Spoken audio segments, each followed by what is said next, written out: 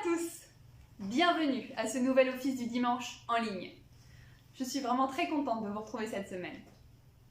La semaine dernière, vous avez pu découvrir un autre de nos ministres, Marie-Annick. Pour ceux d'entre vous qui ne la connaissaient pas déjà, Marie-Annick est un auditeur de dianétique et de scientologie. Les différentes personnes que vous avez eu l'occasion de voir administrer ces offices, comme Adélie, Jacques, Sana et bien d'autres encore, sont toutes des auditeurs. Alors, avant de commencer cet office à proprement parler, j'avais envie de vous lire ce que Ron Hubbard dit au sujet des ministres de scientologie. Qu'est-ce qu'un ministre? Alors, je vais vous lire ça. Je cite. Un ministre de scientologie joue un rôle à la fois traditionnel et résolument novateur. Le fait qu'une bonne part de son travail soit consacrée aux infirmes, aux ménages brouillés, aux attristés, est chose commune en religion. En fait, une personne ne peut assumer le rôle de ministre de scientologie sans un désir sincère et très profond d'aider les autres. Ainsi, nous la trouvons occupée à soulager les souffrances des membres de sa communauté ou à aider d'autres personnes à monter sur le pont vers la liberté totale. Cependant, ce qui distingue le ministre de scientologie des autres, c'est qu'il peut faire plus que leur offrir la sympathie et la compassion qui découlent du bon sens et de la foi. Avec la scientologie, le ministre dispose également d'outils précis et efficaces pour améliorer réellement les conditions et résoudre complètement les problèmes, peu importe combien ils peuvent paraître insurmontables à ceux qui en sont affectés. Les écritures de scientologie offrent une voie clairement tracée vers la pleine conscience spirituelle, une voie qui conduit à une compréhension de la vie elle-même. Cependant, l'existence sur cette planète comporte des myriades de distractions et de problèmes qui peuvent détourner une personne de son but. Ainsi, l'une des fonctions premières du ministre de scientologie est d'aider quelqu'un à surmonter ses barrières sur le chemin de la liberté spirituelle. Afin de devenir capable de gérer des situations complexes et en fait de venir à bout de toute situation négative dans la vie, les ministres de scientologie sont formés en tant qu'auditeurs et obtiennent ainsi une compréhension et une certitude totale de toutes les facettes de l'existence. Ceci leur permet d'être plus capables d'aider les autres à regagner leur propre capacité spirituelle et à se débarrasser des ombres qui les entravent.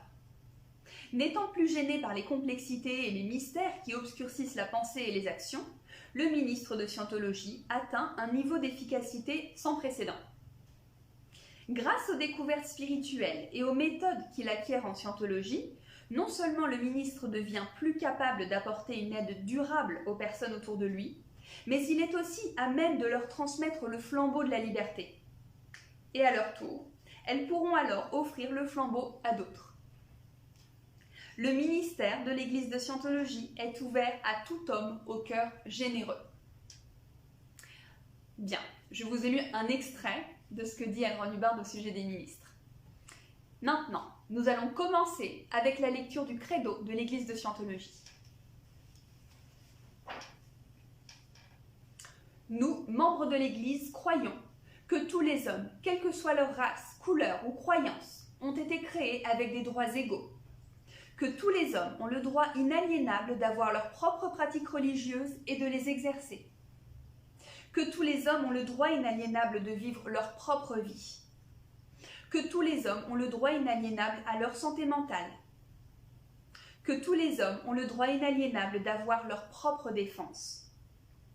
Que tous les hommes ont le droit inaliénable de concevoir, choisir, assister ou soutenir leurs propres organisations, églises et gouvernements.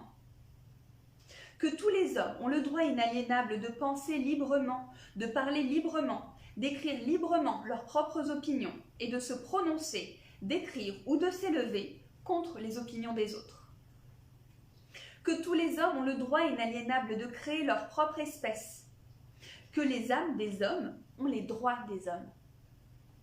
Que l'étude du mental et la guérison des maladies d'origine mentale ne devraient pas être séparées de la religion, ni tolérées dans les domaines non religieux, et qu'aucun agent autre que Dieu n'a le pouvoir de suspendre ou de négliger ses droits de façon ouverte ou couverte.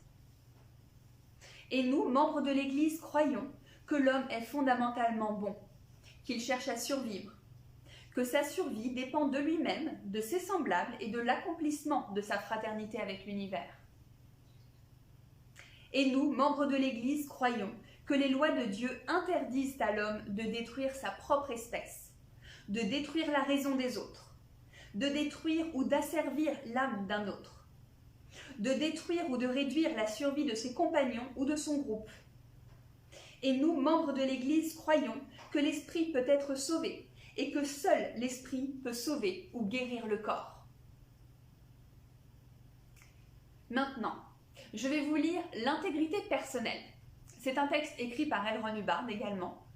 Et j'aimerais, pendant que je le lis, que vous voyez comment vous pouvez utiliser ces données, que ce soit dans votre quotidien ou même lors de ces offices.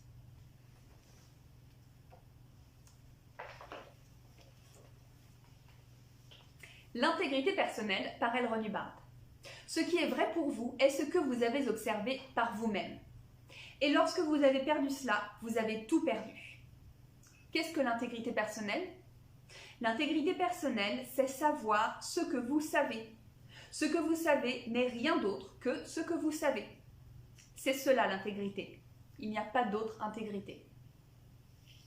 Bien sûr, nous pouvons parler d'honneur, de vérité, de tout cela, ces termes ésotériques.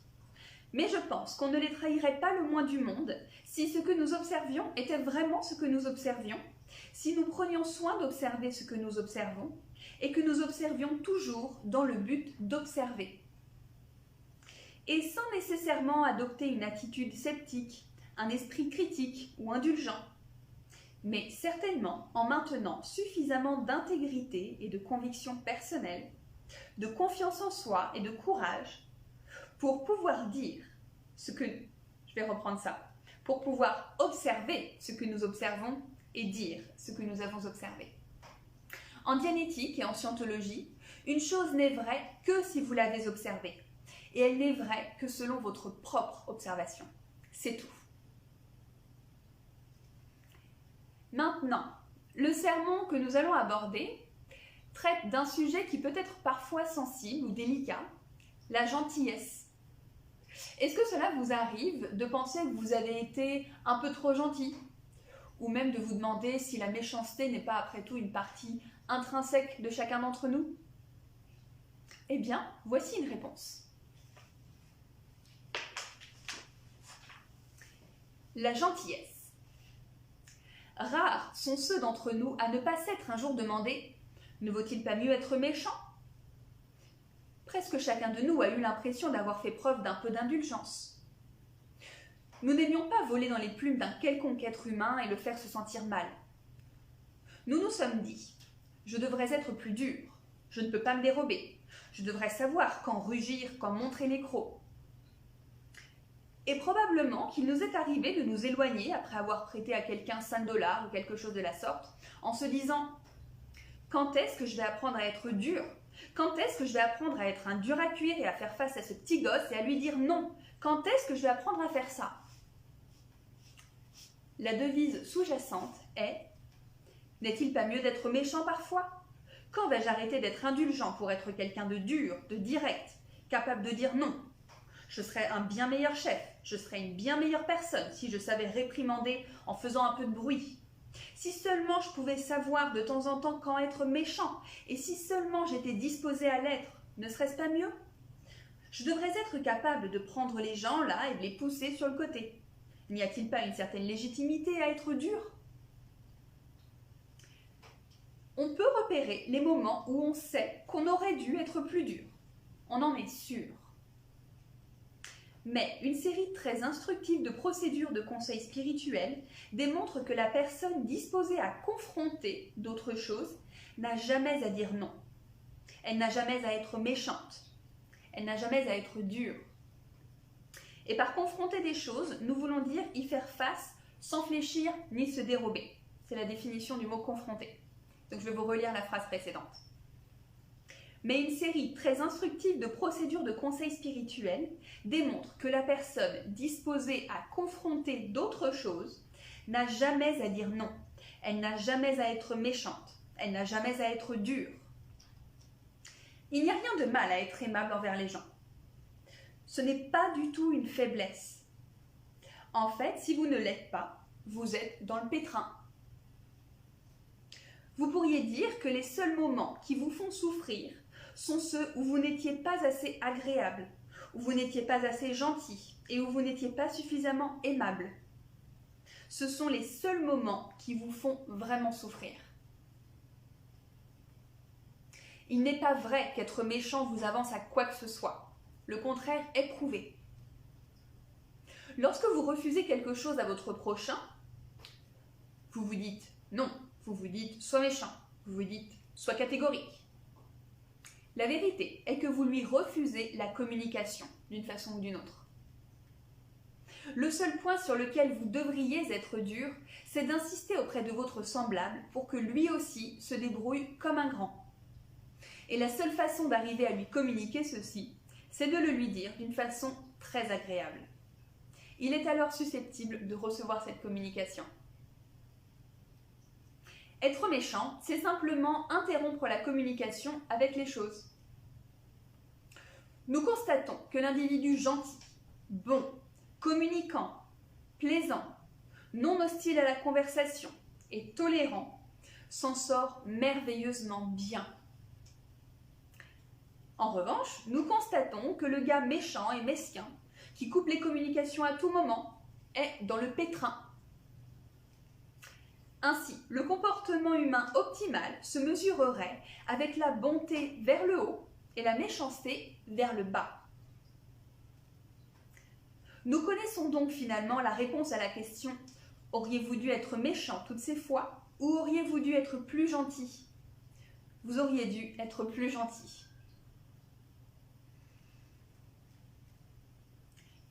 Lisez le livre « Scientologie, une nouvelle optique sur la vie » de Ron Hubbard. Vous y trouverez des découvertes fondamentales que vous pouvez mettre en pratique pour mener une vie heureuse et pour apporter le bonheur aux autres.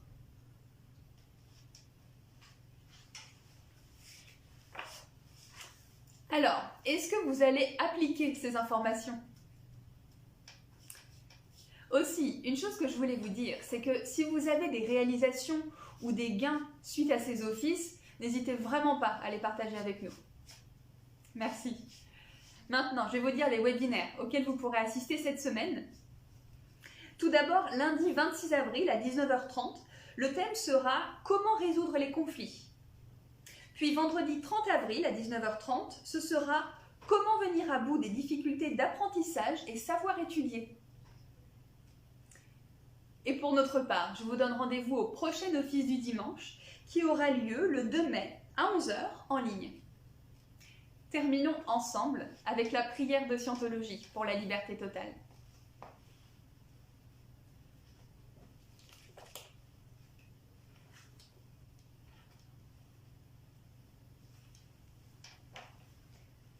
Puisse l'auteur de l'univers donner à chaque homme la possibilité de parvenir à la compréhension de sa nature spirituelle.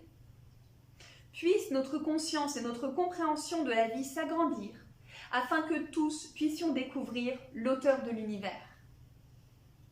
Et puissent d'autres aussi atteindre cette compréhension qui mène à la liberté totale.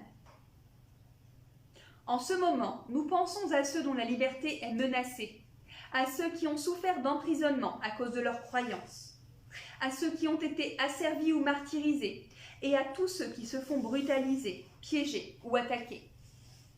Nous prions pour que les droits de l'homme soient préservés, pour que les peuples puissent croire et pratiquer leur foi librement, afin qu'à nouveau la liberté règne dans notre pays. Libérés de la guerre et de la pauvreté et du besoin, libres d'être, libres de faire et libres d'avoir. Libres d'utiliser et de comprendre le potentiel de l'homme, un potentiel d'origine et de nature divine, et libre de parvenir à cette compréhension et cette conscience qu'est la liberté totale. Dieu fasse qu'il en soit ainsi. Merci beaucoup.